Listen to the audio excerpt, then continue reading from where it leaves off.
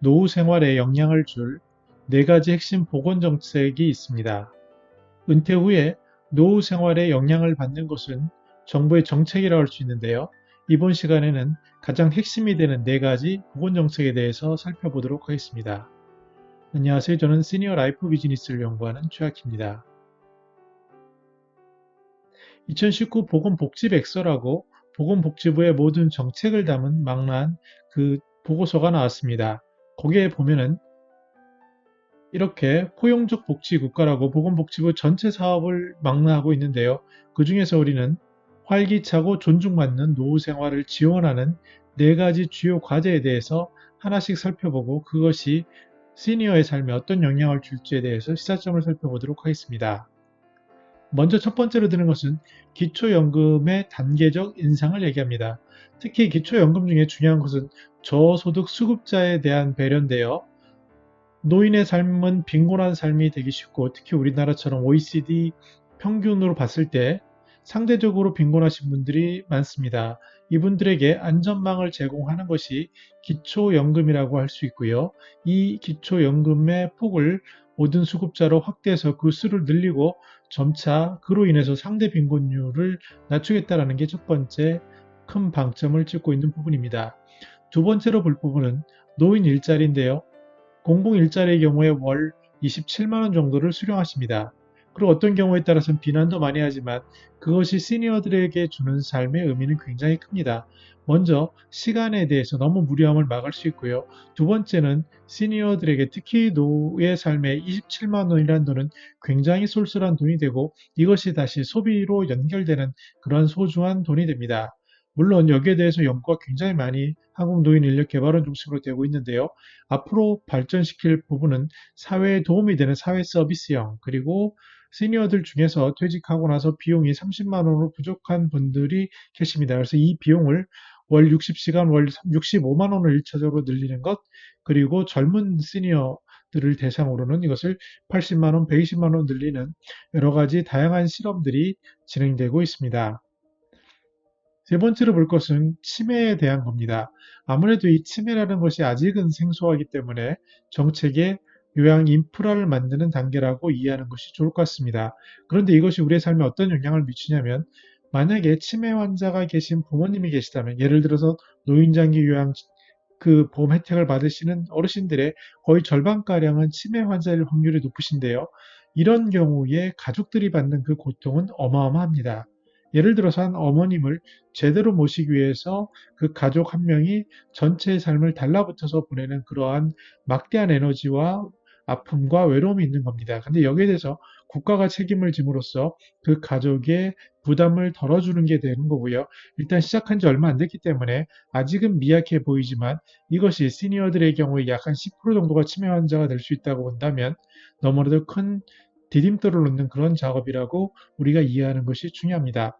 여기에 더해서 특히 4차 산업혁명과 바이오 혁신 기술을 덧붙여서 이런 것을 데이터화하고 이 데이터를 바탕으로 이번 코로나에서 진단하고 예방할 수 있듯이 그런 활동들을 늘릴 수 있는 그런 사업까지 하나씩 전개되고 있는 부분이라고 이해하는 것이 좋을 것 같습니다.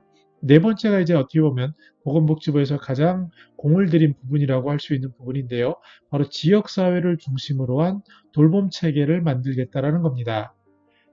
경제적인 측면에서는 의료시설 같은 것, 특히 요양병원이나 요양원 이런 경우에는 국가가 비용을 대서 설치하기에 굉장히 큰 부담이 들어갑니다. 그래서 이것을 특히 이제 시니어들인 경우에 집에서 삶을 마감하고 싶으신 분들도 많고요.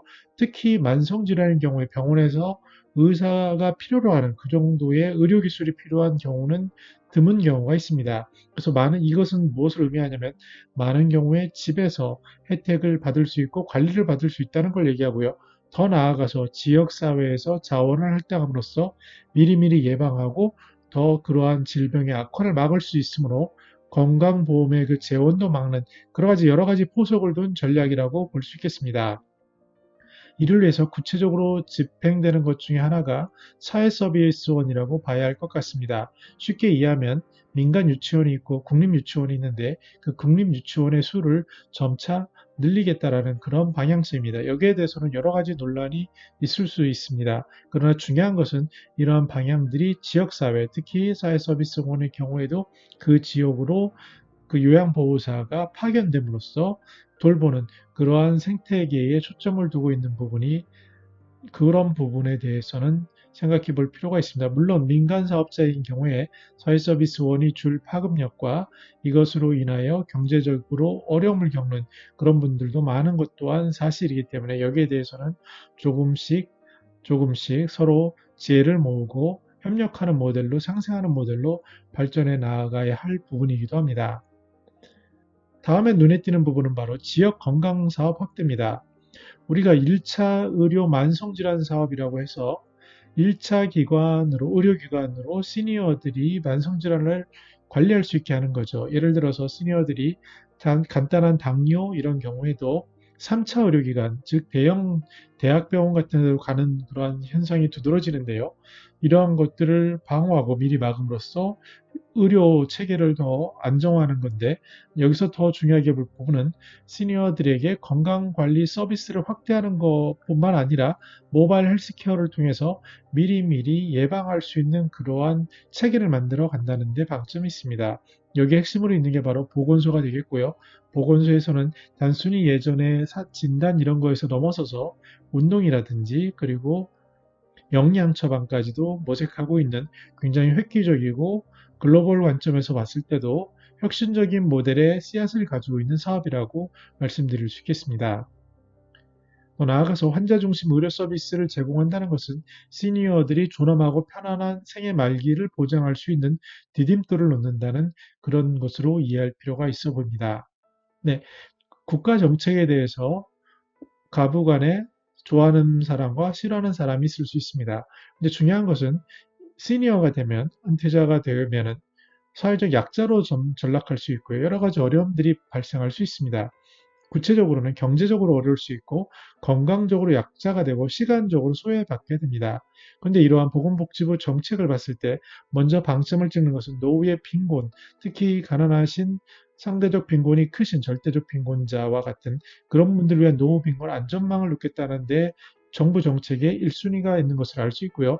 두 번째는 이분들이 조금 더 활력적이고 자생적인 구조를 만들기 위해서 노인 일자리를 더 활력 있는 모델로 만들어가고 있다라고 이해하는 것이 중요해 보입니다. 그리고 끝으로 모든 시니어의 삶은 마무리까지도 지역 중심으로 이루어지고 이것이 건강 예방 그리고 건강 활동, 돌봄 그리고 정서 케어까지 연결되는 그러한 포괄적인 망을 만들어가고 있는 그러한 멋진 테스트가 이루어지고 있지 않나라고 생각을 해봅니다. 우리 시니어의 삶에 있어서 건강할 때는 잘 모르지만 나이가 들고 특히 은퇴하고 나면은 삶에 있어서 정부의 정책이 얼마나 큰 영향을 미치는지를 체감하게 됩니다. 따라서 우리는 이쪽에 종사하시거나 관련 있는 분이라면은 보건복지부의 정책 방향, 특히 그것을 담은 정책 백서 같은 것은 한번 읽어보면 어떨까 생각을 해봅니다. 요새는 구글에 검색하시면 다 나오니까요. 이런 것을 한번 차근차근 읽어보면서 방향성이 어디로 있는지, 그리고 이쪽 헬스케어나 실버 산업에 종사하시는 분들은 이 키워드를 가지고 미리미리 대응하는 준비가 필요해 보입니다. 저는 더 나은 시니어 삶 공동체를 연구합니다. 감사합니다.